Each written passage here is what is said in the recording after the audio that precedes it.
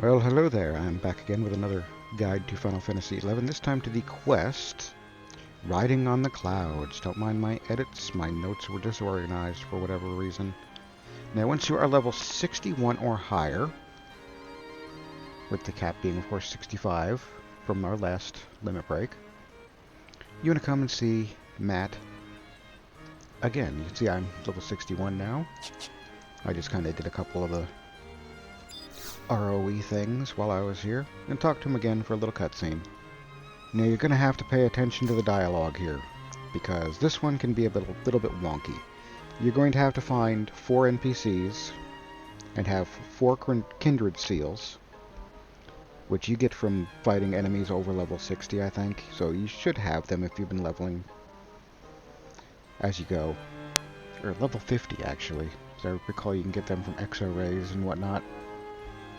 So he will give you the description of 4 people. Now, to each of these 4 people, you have to go to them. There will be no indication other than his descriptions. You trade them a kindred seal, and they will trade you back either a smiling stone, a scowling stone, a somber stone, or a spirited stone. Now, this is going to be completely random, and there are several of these. So editing me is going to have a bunch of these up on the screen right now. Screenshots of who they are and where they are. Now, the only one I can think of that might be truly irritating to find is a boy who thinks only of his sick mother, which is Raminel in southern Sandoria.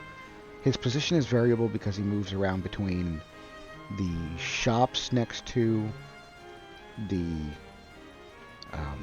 entrance with the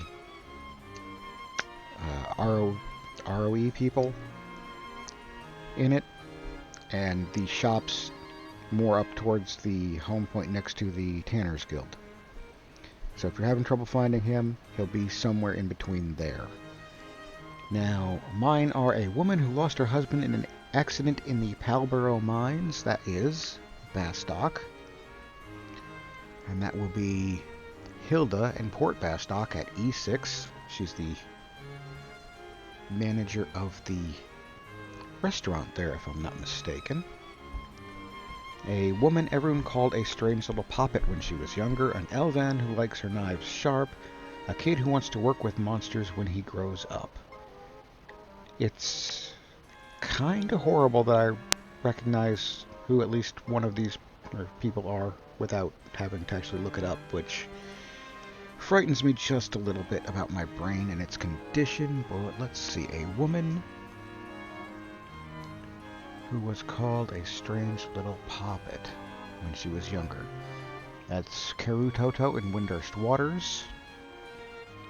The Elven who likes her knives sharp is in Sandoria. I believe she's in southern Sandoria. Yep, Sobane in southern Sandoria. A kid that wants to work with monsters when he grows up. That is somebody whose name I cannot pronounce, and they are in Mahara. Now, the easiest ways to get to these places is the home point warps or the lovely survival guides. So I'm going to ride the survival guide, I believe, to... I'm going to start in Mahara for this one. Like I said, your experiences with this one will vary completely because it is random, and there are 1, 2, 3, 4, 6, 7, 8, 16, about 32 possibilities, I believe, that you can get for this quest. So, yeah. There are NPCs in Windurst, Bastock, Sandoria, and I believe Sabina and Mahara. Yeah. The Sabina and Mahara ones are split into 4 and 4. Everybody else has 8 possibilities. So let's hop straight to Mahara using the lovely home points. The charts will tell you actually where they are, so my target is currently at age 9, I think. That's not him. That's the Ambuscade NPC. Well, looking for this one. When you find your NPC, you just trade him up one of your kindred seals. And you'll get the key item that you need. We're on to the next one, which I am going to go to Winter's Waters, I believe. If I can find the home point amongst the crowd. And this should put me pretty much right where I want to go for this. Now this is a nice, quick, easy limit break quest, which is a lovely change of pace from the absolute monster that was the previous one. Well, absolute monster if you combine it with the Magicite mission, which, if it's your first time doing it, well, doing the Magicite mission, you definitely should. You definitely should pair them together. Alright, our next move is Bastock. Wish I could remember the name of the inn. Right on top of it or right next to it? The Steaming Sheep. Yep, right next to it. So we just want to make our way in here. And this one can be a little hard to target, but I think you can trade her through the floor, so not that big a deal. I know that because my previous history doing all the missions. Yes, now I will have the Scowling Stone and head to my last spot, which is in southern Sandoria, and my home point will actually put me right next to where I need to be. A lot of these NPCs are actually involved with a lot of other quests, so you may or may not know them if you've been out just questing. Let's see, she is at D6. So I am at the wrong end of this entirely. Now, 3 of the clues will refer to someone in each of the main nations, and the final clue will refer to somebody in either Selbina or Mahora.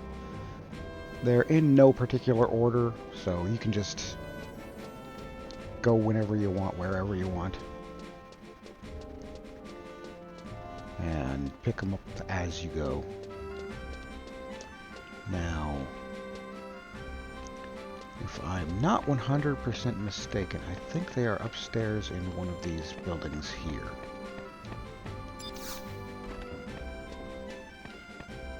Which I absolutely am.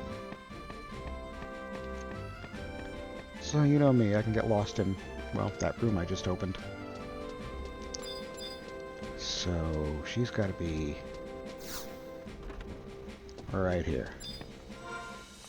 I'll trade my last Kindred Crest. Obtain the Smiling Stone, and once you've got your 4 stones, your temporary key items, boom, boom, boom, boom, it's time to head back to Matt. Now, I don't know how his name's actually pronounced, and I don't really care. I'm just going to keep calling him Matt. And he hasn't moved from his spot in Rulude Gardens, so you should know where to find him by now. If not, then I just flashed the map for you. Once you've done this, you just talk to this man again for another cutscene. And once your cutscene is over, congratulations, your level limit is now 70. So, one more big one to go. And that is the... well, I won't spoil it just yet, so... that's all for this guide. Nice short one. Which, like I said, really nice after the monstrosity that was the last one. So if you like this kind of videos, this kind of guides, like, comment, subscribe, bring a friend, have them do the same. Patreon if you're feeling generous and are so inclined. I shall see you in the next guide video. Until then, happy gaming.